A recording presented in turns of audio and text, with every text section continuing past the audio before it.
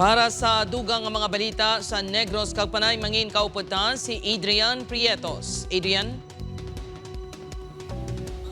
Maramo nga salamat, Jerth, sa Bacol City, Makapusa Balay, sa Barangay Kabog, kinsulod sa Kawatan, pinaka-gadget na taban. Yaring balita nga itong kintutukan.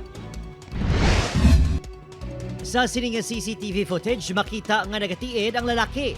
Sa nakita nga wala sang tawo, madasig sining nga ginkuha ang nakahalay nga sapatos sa gwa sang balay.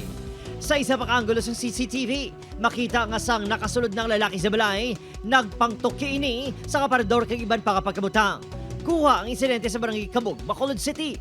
Sunod sa tigiyas ang balay, nadugayan pa antes makasulod ang lalaki. Tinagkuha sa stick, i-check yung bintana, bukas, tudugay sa sulod ng mga isa ka oras kag tuka, gro. Nataban sang sospek ang bag nga may unod nga laptop, tablet kag iban pa nga gadgets nga may kabugusan nga balor nga masobra 60,000 pesos. Pamilyar kuno ang nawong sa lalaki sa CCTV sa nagpangawat man sa Ilabalay sang 2023. This year, nagbalik siya after 2 years.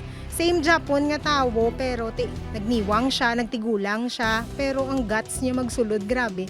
Hindi siya basta-basta nga kawatan. Skilled gid siya ya. Kag matyagang ko, lawig na kami ginamonitor.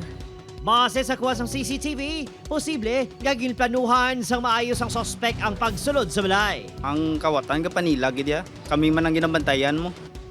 Samtang, nagahilibion ang ininga lalaki nga tumandok sang Silay City, Negros Occidental matapos gindakop sa kapulisan. Siya, si Franco Reyes, 32 anyos, kinatudo sospek sa pagpangawat sang appliances sa Barangay Villamonte. Depensa ni Franco, nagkitaay lang sila sa isa pang kakawatan, kaginduho lang sa iya ang kinawatan nga item rason nga siya lang ang nadakpan. Abang ginako sini nga nagpangawat siya bangod sa kapigiduhon. Wala na gid ko lapitan, sir. Kag wala mangukanta, sir. Grabe gid ang Panginoon kuya sa tiya. Kag sige kawatan ko nga balay, sir. Nagapangayo gid ko siya, pasensya.